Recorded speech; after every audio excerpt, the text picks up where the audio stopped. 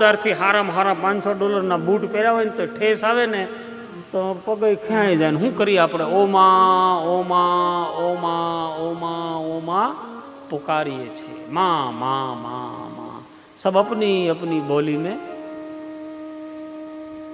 નથી ઓલી વાત આવતી, સાહિત્યકાર મિત્રો કયા કરતા વિદેશમાં એક જગ્યાએ હતો, ગુજરાત નો પણ કે હું ગુજરાતી ન બોલું, I can't believe Gujarati, Hindi I don't like Hindi, મને હિન્દી સંસ્કૃત ને ગુજરાતી આવડે નહીં, મને ન ફાવે.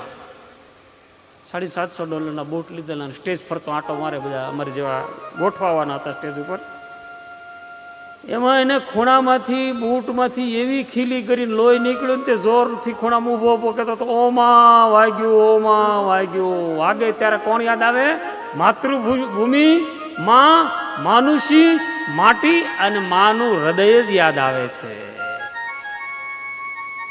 તો ધોળો હોય કે કાળો હોય, લાલ હોય કે પીળો હોય, અંગ્રેજ હોય કે ગમે હોય, રોવે તો એક જ સ્વર નીકળે, માં માં હોય તો એ માત છે.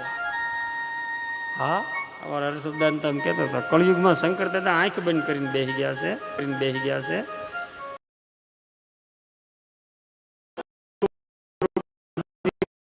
મોટી કોડિયા જેવડી આંખો અને ચામુંડા ચંડી, રણ પ્રચંડી અને હૃદયના દુઃખ દોષક પાતક હરતી માં, તું દુર્ગા ભવાની ચામુંડા ચંડી, તું રણ ચંડી.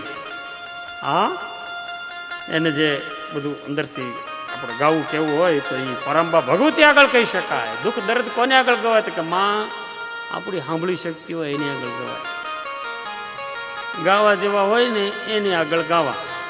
હા, અમલદાર આગળ જાઓ ને મને અમલદારનું ઘરમાં પાછું એ કે મને જે ભાઈ ગાયું એ પ્રમાણે હોય કે ઘરે એમ કે મને તમે આખા વિશ્વનો મોટો ઓફિસર હોય પણ ઘરે આવીને એમ કે મને ચા પીવીશ, અને એના ધર્મપત્ની આ કાંતાસ બાપુ એમ દાખલો દેતા કે ઘરે આવીને એમ કે મને ચા તમારા હાથની જ પીવીશ, તો કે આ છોકરાના ઘોડિયાને હિસકો નાખો તો ચા બનશે. તો એને ભલે યુનિફોર્મ પહેર્યો હોય, ભલે 12 ભડાકાની રિવોલ્વર હોય, આજુબાજુમાં સૈનિકો હોય, એ બધાને બહાર કાઢીને ધીમે ધીમે હિસકો નાખે તો ચા.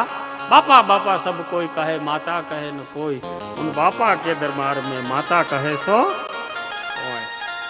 અને ડાયા પુરુષો દાખલો આપે છે કે એક ભાઈને એમ થયું કે ઘરે આજ મારે ઝઘડો નથી કરવો, કાંઈ નથી કરવું, સીધું જઈને ઘોડિયું લઈને છોકરાઓને હિંચકાવા જ મળવા છે.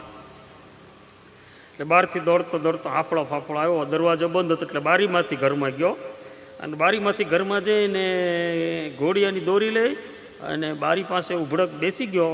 અડધો ઊંઘમાં ઘોડિયું હિંચકાવે. એને એમ કે મને ઘરમાંથી પ્રશંસા મળશે ને હું કહીશ એ બધી રસોઈ બનશે ને, એવી એને અંદરથી હરખ થતો હતો. 2 કલાક સુધી હિંચકાવે ને તો છોકરું શાંત ન થાય, રોજ કરે. તો આ ભાઈને એમ થયું કે મારા હાથ દુખે છે, તો આ છોકરું શાંત કેમ ન થતું? ઊભું થઈને જોવા ગયો ને તે ઘોડિયાની અંદર ઓશિકાન બાળો ત્યાં રમકડા પડ્યા હતા, છોકરું તો કોક બાર રમાડતું હતું અને બહાર રોતું હતું. પછી એના મિસિસ આવીને કીધું કે છોકરાને બહાર બધા રમાડે છે, આ તમે હું પીને આવ્યા છો કંઈ ખબર પડતી નથી, અને કાંઈ ઘોડિયામ નથી ને સીધે સીધું તમે એમને ઘોડીઓ હલાવ્યા કરો છો. જો માની દયા ન હોય, પ્રભુની કૃપા ન હોય તો આવા ખાલી ઘોડિયા જ હલાવ્યા કરશો આપણે, ખાલી હલાવ્યા કરવા. એ કરતાં માની કૃપાના અધિકારી થઈએ, પરમાત્માની કૃપાના અધિકારી થઈએ, ભગવાનની ભક્તિના અધિકારી થઈએ અને જીવનને એવું ઉત્તમ બનાવીએ